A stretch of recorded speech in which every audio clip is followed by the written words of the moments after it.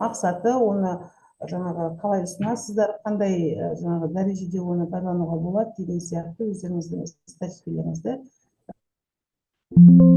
басқа да әріптестеріңізге ұсынатын боласыздар. Сәлеметсіздер ме әріптестер? Бастаймын. Сәлеметсіздер ме әріптестер? Менің есімім Сайымбетова Шынар Еркінқызы. 24-ші лицей бастауыш сынып мұғалімін, 2-ші сынып. Менің авторлық бағдарламамның тақырыбы математика арқылы логикалық ойлауды дамыту.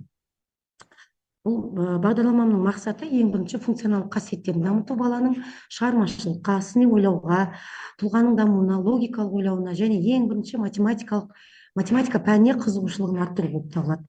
Жалпы күтілетін нәтиже менің бұл білім алушылардың жас ерекшеліктеріне сай өз бетімен есепті шеше алатын, салыстыра алатын, өзінің пікірін айта алатын, өз-өзіне сенімді бола алатын, және де сауатты түсінуге, мәтіннің берілген есепті ажыратуға, салыстыруға, алған білімін ең бастысы осы өмірде қолдана алатындай дағдыларды қалыптастыру болып табылады. Енді мазмұнына келетін болсам, бұл бағдарламам 4 бөлімнен тұрады. Бірінші бөлім қарапайым математикалық есептер, екінші математикалық есептер, үшінші бөлім геометриялық фигуралар мен шамалар, және төртіншісі логикалық ойлауға арналған есептер болып табылады. Бұл жерде біз ең бірінші сол өз-өзін дәлелдеу дағдыларын, тиянақты сөйлеуге үйрету және де шығармашылық ойлауын дамыту болып табылады. Енді құрылымына келетін болсам, авторлық бағдарламаның күнтізбелік тақырыпта 34 сағатқа құралған жоспары, 34 тақырыпқа арналған қысқа мерзімді сабақ жоспары құрылған. Әр сабақты көңілді жаттығулар, тесттер, өздеріңіз көріп отырғандай міне, қызықты викториналар, қызықты тапсырмалар, тест тапсырмалары және де жасанды интеллект платформасына негізделген әртүрлі платформаларды пайдаланамын. Және де бұл бағдарламаның жаңашылдығы пайымдауларды айту, есептерді шығару, өзін-өзі тексеру, әртүрлі жағдаятта, өмірлерде кездесетін жағдаяттарда өз-өздерін және математикалық шешуде өздерін еркін қолдана алуы. Мысалы, дүкенге барған кезде жаңағыдай аналарына өздері қай жерде скидка жүріп жатыр дейді, жаңағы қазақша салайды. Соны алдын ала өздері пайызбен есептеп, қай жерде арзан, қай жерде жаңағы қымбаттау болатын аналарына да есептеп шығара алады. Бұл логикалық ойлауды барлығымыз білеміз, оқушыға әсері дегенмен де ең бірінші бұлар неліктен деген сұраққа жауап беруге дағдылана алады. Есепті шартын түсінеді, шешу жолын және де математикалық тілде сөйлей алады, математикалық тілде ойлана алады. Ең басты және зейінін және есте сақтауын жақсарады. Логикалық ойлауы дамыған оқушылардың ерекшеліктері ең бірінші мінезде де көрініс пайда болады. Балалар уже сабырмен, салмақты бола бастайды, сөйлеуі, танымдық белсенділігі, болашақты жоспарлай алады, логикалық ойлай алатын болып табылады. Ең бастысы мен өзімнің пікірім, математика пәнін жақсы меңгерген бала ол барлық пәнді де жақсы меңгере алады деп ойлаймын. Енді соңғы менің қорытындым, бұл ең бастысы жаңағы бастауыш сынып оқушыларының математика пәнінде қызығушылығын оятумен қатар бұлардың өзіндік пікірлері болады, жауапты, табанды, шығармашыл және де сынды да қабылдай алатын, сыни ойлай алатын, шығармашылық, саналы шешімді қабылдай алатын жан-жақты тұлғаны қалыптастыру болып табылады менің жалпы міндетім. Енді авторлық бағдарламам өзіміз аптасында бір факультатив сабағымызда осы барлық бағдарламаны қолданамын. Назарларыңызға рахмет. Жақсы, рахмет. Яғни сіз қазіргі таңда осы әдістемелік құралны, авторлық бағдарлама әдістемелік құралы. Авторлық бағдарлама жасадым мен әдістемелік құралы. Басқа әріптестер сұрақтарыңыз бар ма? Әріптестер танымдырым келе жатыр. Бұл кісі 24-ші лицейдің бастауыш сынып мұғалімі, өзінің математика сабағындағы математика арқылы логикалық ойлауды дамыту 2-ші сыныпқа арналған әдістемелік құралын ұсынып отыр. Егер қажет деп тапсаңыздар, келешекте 2-ші сыныптың қосымша факультативтеріне қажет деп тапсаңыздар, осы алып пайдалансаңыздар болады. Көп рахмет, көмек беруге дайынмын. Рахмет. Екінші бізде, енді мен кесте бойынша келе жатырмын, екінші бізде Шайхимова Лена Жалаладиновна, 39 гимназияның бастауыш сынып мұғалімі.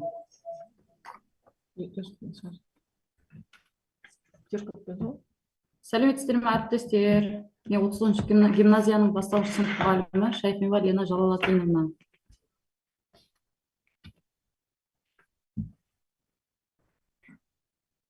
шығармай жатыр. Шынар апай, сіз неден шығасыз ғой деймін. Презентацияны ашу керек болып тұрмыз. Рұқсат берілмей жатыр.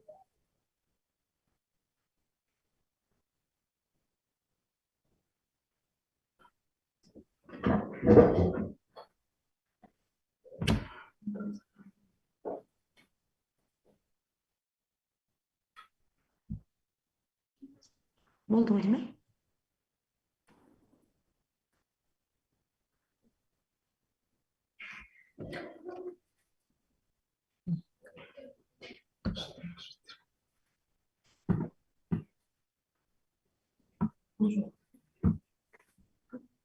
Менің әдістемелік құрал тақырыбы бастауыш сынып оқушыларының жылдам оқу дағдыларын қалыптастыру педагогикалық негіздері.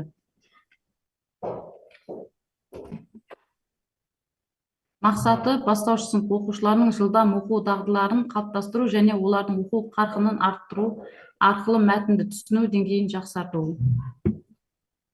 Міндеттері: оқу жылдамдығын арттыруға ықпал ететін әдіс тәсілдерді анықтау, жылдам оқуға арналған жаттығулар мен ойын түріндегі тапсырмаларды жиі сабағында қолданып отыру, көзбен шолу және оқу қарқынын арттыруға арналған тиімді әдістерді қолдану, түсінік оқу мен мәнерлеп оқуды дамыту жолдарын көрсету.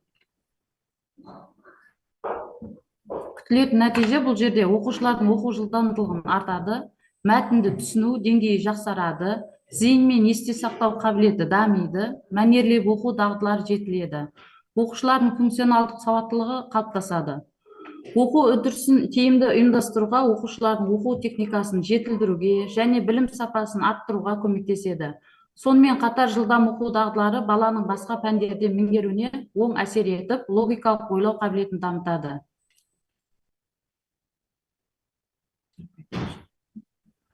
Бастауыш сынып оқушыларының жылдам оқу дағдыларын қалыптастыру мақсатында мен өз тәжірибемнен айтып өтетін болсам, өз сабағымда әртүрлі ойын жаттығуларды жиі қолданып отырамын.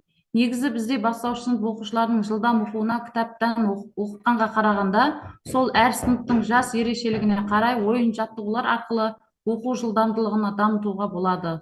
Солардан мысалы ассоциация әдісі: әрбір сөзді жадқа айналдыру арқылы оқушыға түсініксіз сөзді миға түсінікті формада жеткізеді. Бұл оқушыға 10 минуттың ішінде жаттығуға мүмкіндіктер болады. Мысалы, мына жерде өлең шумағы. Өлең шумақтары берілген: табиғат біздің анамыз, жер ана біздің панамыз, таза болса табиғат, біз де аман боламыз. Осы жерде суреттер арқылы балаларға тез жаттап алуға мүмкіндік беріледі.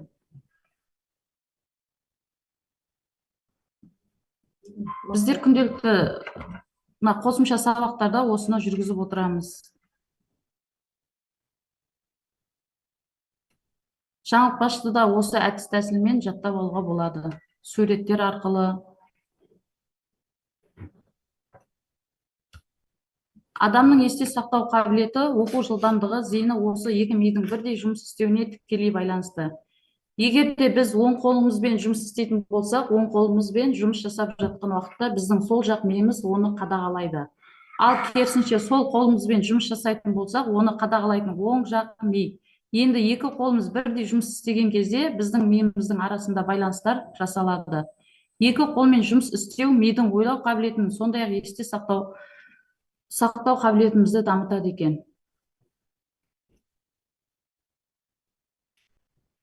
Көзбен шолу дағдыларын дамыту. Көз бұлшықеттеріне арналған жаттығулар. Жоғары төмен, солға оңға, шеңбер бойымен фокусқа келтіру. Шыпылықтау жаттығулары көз бұлшықеттерін шынықтырады. Көру аясында кеңейту екіншісі. Жан жағын бақылайды, шапшаң оқиды, таңдау әдісі арқылы бірнеше сөзді бірден қабылдау дағдысын дамиды. Үшінші, көзбен оқу техникасы. Төртінші, сөздерді тану жылдамдығын арттыру. Бесінші, оқу жылдамдығын өлшеу және жетілдіру. Бірінші минутта оқу таймер әдісі. Оқу қарқынын арттыру, өзін-өзі бақылау парағы, достармен салыстыру, мұғалімнің бағалауы әдістер арқылы прогресс бақылауы. Сөздерді тез тану және автоматтандыру. Екінші, буындап оқуды тұтас әдісі. Осы әдістер арқылы балалардың жылдам оқуға дағдыландыру.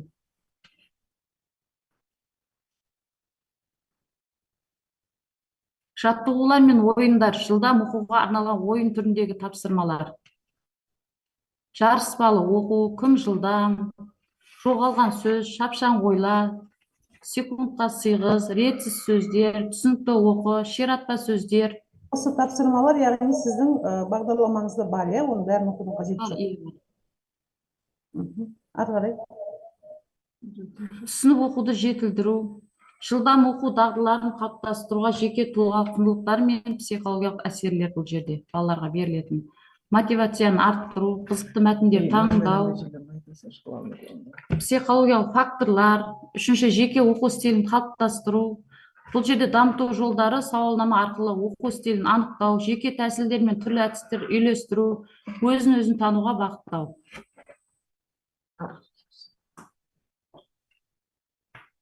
Бұл жерде қорытындылайға келсек, маңызды жылдам оқу, әрі түсініп оқу, ойлау, есте сақтау, зейін мен сауатты жазу дағдыларын дамытады, функционалдық сауаттылықты арттырып, оқу процесін жеңілдетеді. Күтілетін нәтиже оқу жылдамдылығын артады, минутына сөз саны көбейеді, көру өрісі кеңейеді, түсініп оқиды, мәтінді талдай алады, есте сақтау қабілеттері дамиды. Бұл жерде мұғалімнің рөлі әдістер мен ойындарды тиімді қолданады, әр оқушының ерекшелігін ескереді, оқу процесін жүйелі және қызықты ұйымдастырады.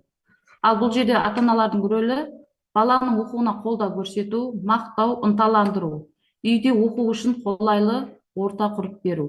Қорытынды, жылдам оқу тек оқу емес, ойлау, есте сақтау және шығармашылық қабілетті дамытудың басты құралы.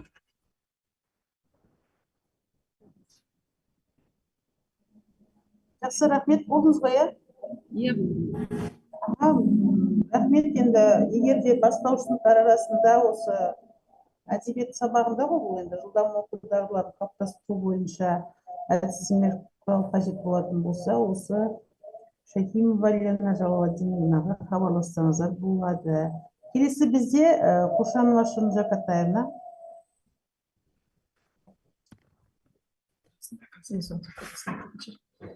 Сәлеметсіздер ме, әріптестер? Біз мына жерде танитын қыздар бәрі жиналып қалыпты. Сәттілік қыздар жұмыстарыңа.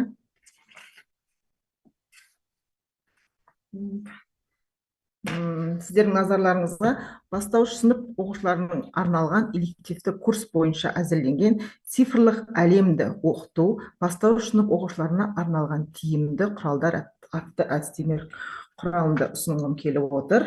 Негізгі қазіргі білім беру кеңістігінде цифрлық трансформация бастауыш буынында оқытудың мазмұны мен әдістерін жаңартуға талап етеді.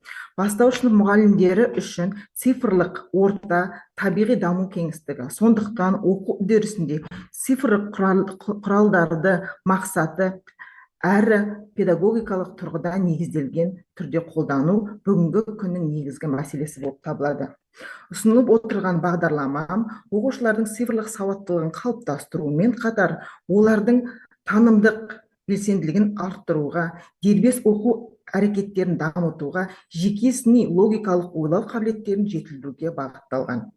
Бағдарламаның мазмұны оқушылармен және жас психологиялықтар ерекшеліктеріне ескере отырып қарастырылып, теориялық білім мен практикалық әрекеттердің өзара байланысының негізінде жасалып отыр. Бағдарламамның мақсаты, әдістемелік құралдың мақсаты оқушылар менен бастауыш сынып оқушыларының цифрлық сауаттылығын дамыту. Осы мақсатта оқу мотивациясын арттыру, логикалық және шығармашылық ойлау қабілетін дамыту. Енді осы әдістемелік құралға келетін болсам, әдістемелік құралдың курсы 1 сағаттық, жылына 34 сағат көлемінде жоспарланған. Оқу үдерісінде Learning Apps,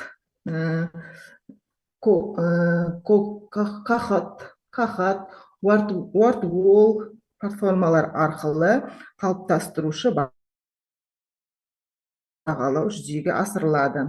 Ал білім ленд, таунд білім ресурстары арқылы көрнекілік пен мазмұнын сапасын арттыруға мүмкіндік береді. Сонымен қатар Google Classroom, Zoom, Padlet платформалар арқылы да оқушылардың үдерісін икемділігін қамтамасыз етуге болады.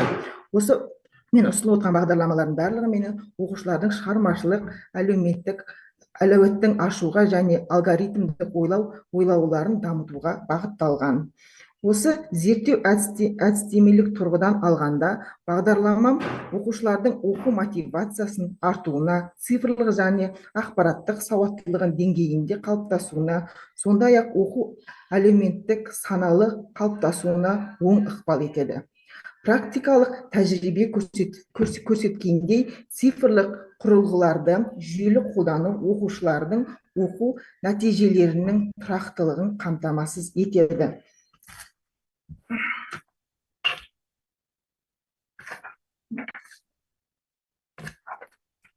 Бұл жерде менде үш бағытта көрсетілген.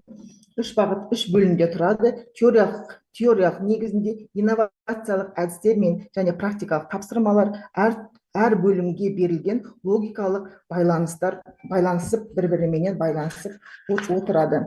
Қорыта келетін болсам, әдістемелік құралды практикалық маңызы бастауыш мұғалімдердің цифрлық теориялық тиімді қолдануға арналған нақты әдістемелік нұсқаулықты ұсынамын. Ал теориялық мазмұндылығы бастауыш білім беру жүйесінде цифрлық оқытудың заманауи білім беру талаптарына толық сәйкес келеді және бастауыш сынып оқушыларымен оқу сапасын арттыруға бағытталған тиімді әдістемелік өнім болып табылады. Осыған байланысты әдістемелік оқу құралдарını кеңінен таратып отырмыз сіздерге. Енді бұл әдістемелік құралдың жаңашылығы неде дейтін болсаңыздар, цифрлық платформаларды сабақта жүйелі түрде инновациялау, оқушылардың өздігінен білім алуына және сыни ойлау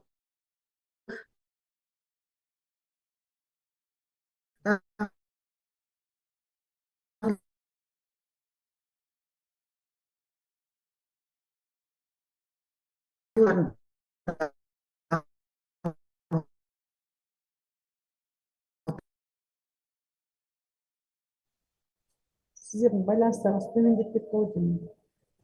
Достар шықпай қалды шын апай.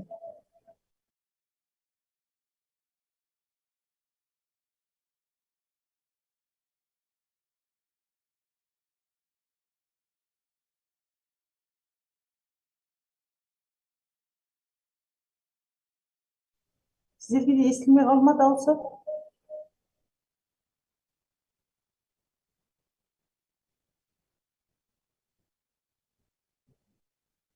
Жақсы, ол кісілер шығып кетті. Енді бұл кісілердің тақырыбы цифрлық әлемде оқыту дейді, яғни бастауыш сыныптың бірнеше пәндерді оқытасыздар ғой, сол пәндерде осы цифрлық платформаларды қолдану, яғни ол қалай қолдану керек, қандай бағыттарға пайдалану бойынша болатын.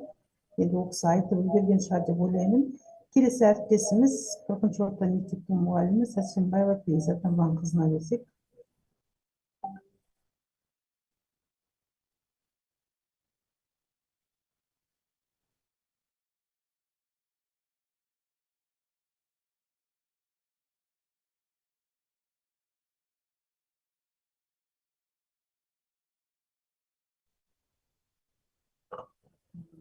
Демонстрация қазір сізге беріліп жатыр. Кешіңіздер естілмей жатыр.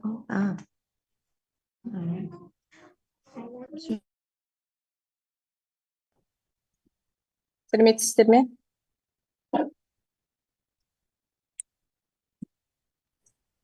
Сәлеметсіз, істедіңіз. Слайдым көрініп тұр ма сіздерге? Көрініп тұр. Конференциядан. Жақсы, әдістемелік құралының тақырыбы математика пәнінде бастауыш сынып оқушыларының функционалдық сауаттылығын арттыру болып табылады. Функционалдық сауаттылық бәріңіз білетіндей, бұл меңгерген білімді өмірде қолдану жағдайларда тиімді пайдалану, ақпаратты талдап салыстырып қорытынды шығару дағдылары,